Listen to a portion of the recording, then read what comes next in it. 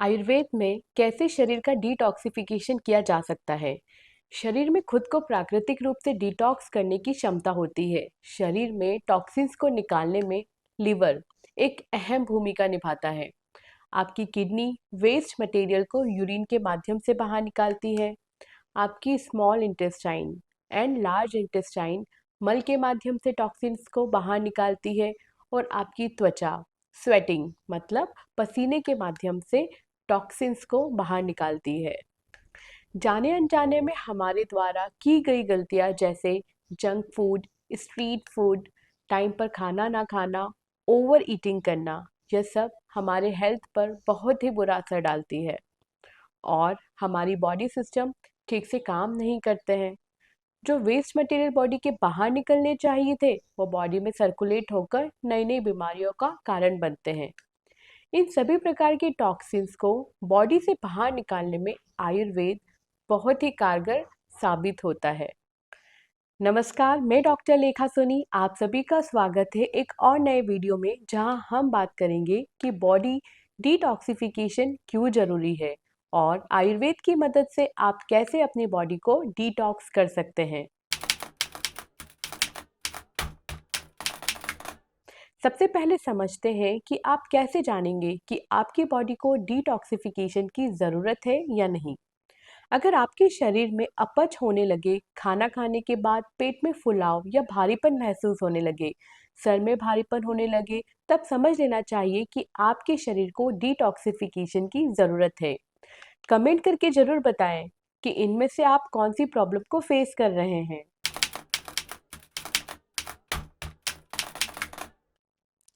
आयुर्वेद का एक प्रचलित श्लोक है, लंघनम परम औषधम, मतलब ऐसा इलाज, जीवन शैली या दवा जो शरीर में हल्कापन लाती है या टॉक्सिन्स को शरीर से निकालती है, उसे लंघन कहते हैं।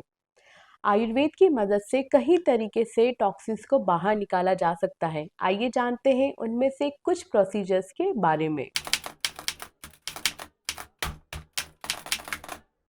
वमन पंचकर्म की एक प्रोसीजर है जिसमें वॉमिटिंग इंड्यूस कराते हैं और शरीर के टॉक्सिन्स को मुंह से निकाला जाता है।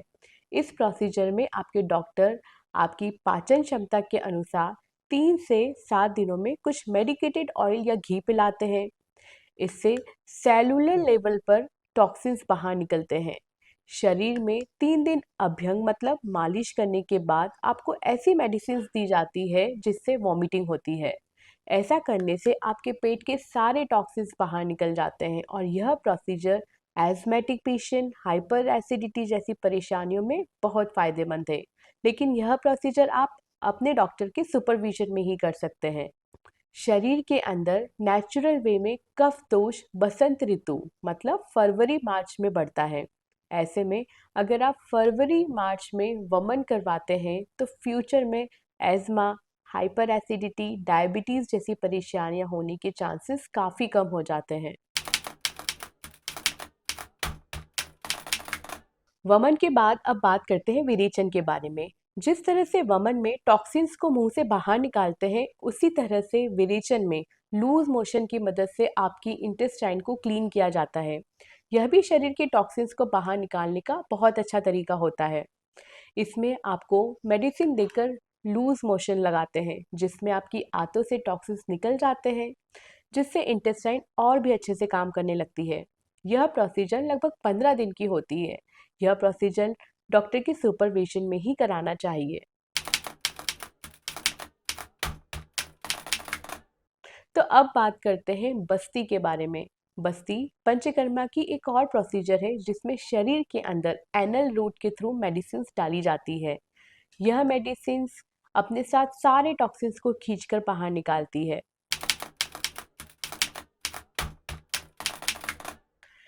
अब बात करते हैं कुंजल क्रिया के बारे में। कुंजल क्रिया न केवल आपके शरीर को साफ करती है, बल्कि यह आपके मन को कंट्रोल करने में भी हेल्प करती है। जानते हैं कैसे इसे किया जा सकता है। सुबह जल्दी उठकर खाली पेट 1 लीटर पानी में 2 चम्मच नमक मिलाएं।